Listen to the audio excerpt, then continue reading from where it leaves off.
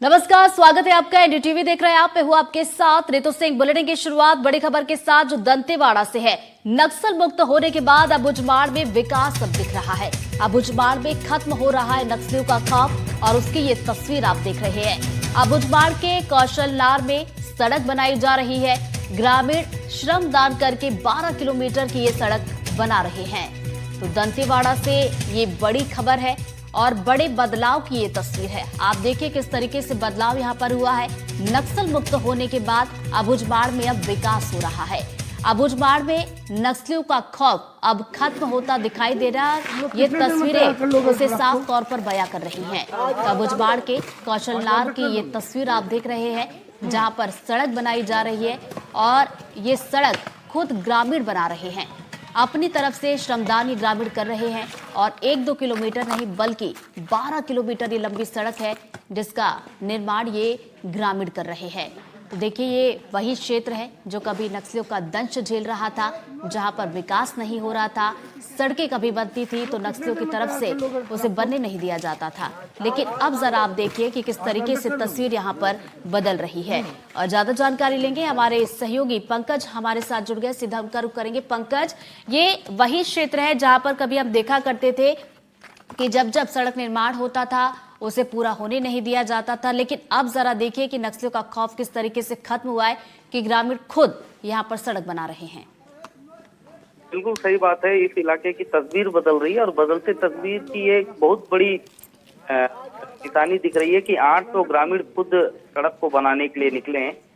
मगर ग्रामीणों का कहना है कि प्रशासन से उन लगातार मांग कर रहे थे पहले भी, और अब नक्सली इस इलाके में नहीं है तो प्रशासन आराम से यहाँ पर पहुंच करके सड़क बना सकती है। कौशलनार का इलाका है जहाँ पर ग्रामीण 12 किलोमीटर लंबी सड़क को खुद श्रमदान से बना रहे हैं।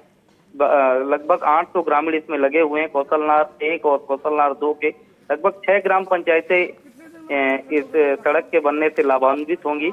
तो ये बहुत बड़ी तस्वीर है, क्योंकि इस इलाके में इससे पहले नक्सलियों का एक बड़ी पकड़ का इलाका माना जाता था और नक्सली लगातार सड़क का विरोध करते थे। इस डर से ग्रामीण ना तो सड़क बनाने की मांग सरकार से रखते थे, ना प्रशासन से रखते थे। मगर जैसे ही बड़े पैमाने पे नक्सलियों ने सरेंडर किया तो तस्वीर बदलने लगी और अब ग्रामीण चाहते हैं किसी भी सूरत पे इस इलाके पे सड़क बननी चाहिए और जो मूलभूत सुविधाएं सड़क के लगे हुए गांवों को मिलती है वो इन्हें भी मिलनी चाहिए।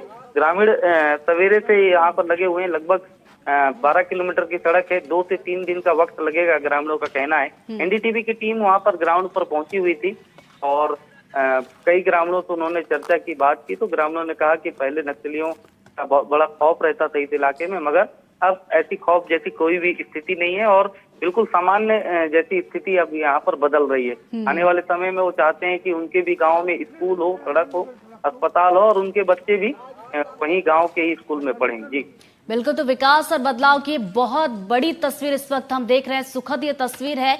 पंकज, आपसे ये भी जानना चाहेंगे, देखिए ग्रामीण तो अपनी तरफ से श्रमदान करके सड़क को बना ही रहे, प्रशासन की बात की जाए तो उनकी तरफ से भी क्या कोई मदद यहाँ पर मिलेगी? देखिए, ये जिस इलाके की तस्वीर निकली है, कौशलनार 1 और कौशलनार 2 गांव है। ये राजस्व में बीजापुर जिले में आता है, मगर जो इसका फॉरेस्ट का इलाका है वो दंतेवाड़ा में आता है। तो दंतेवाड़ा के वन विभाग का परिक्षेत्र होने की वजह से दंतेवाड़ा के वन अधिकारियों को उस इलाके की सुध लेनी चाहिए और ग्रामीणों की इस पहल पर उन्हें भी हाथ बढ़ाना चाहिए और इस सड़क को इस तरीके से बनाना चाहिए कि एक जो अंदरूनी गांव के लोग हैं जो पहुंच नहीं पाते थे अब तक मुख्य मार्ग तक, वो पहुंच करके सामने आए। इस मामले में हम अधिकारियों से भी चर्चा करेंगे और उन तक भी ये मैसेज पहुंचाएंगे कि वो जल्द से जल्द ग्रामीणों की मदद के लिए आगे बढ़े। जी 12 किलोमीटर लंबी ये विकास की सड़क कहां से कहां तक बनाई जा रही है पंकज? ये कौशलनार से बारसूर के इलाके को जोड़ने के लिए बनाई जा रही है। बारसूर के इलाके में एक इंद्रावती नदी पड़ती है जहां पर बड़े बड़े 3 ब्रिज सरकार बिल्कुल, ने तो पिछले विकास साल की बनाए सड़क यहाँ पर तैयार हो रही है। बेहद सुखद तस्वीर ये सामने निकल कर आई। बहुत बहुत शुक्रिया पंकज आपका जानकारी के लिए।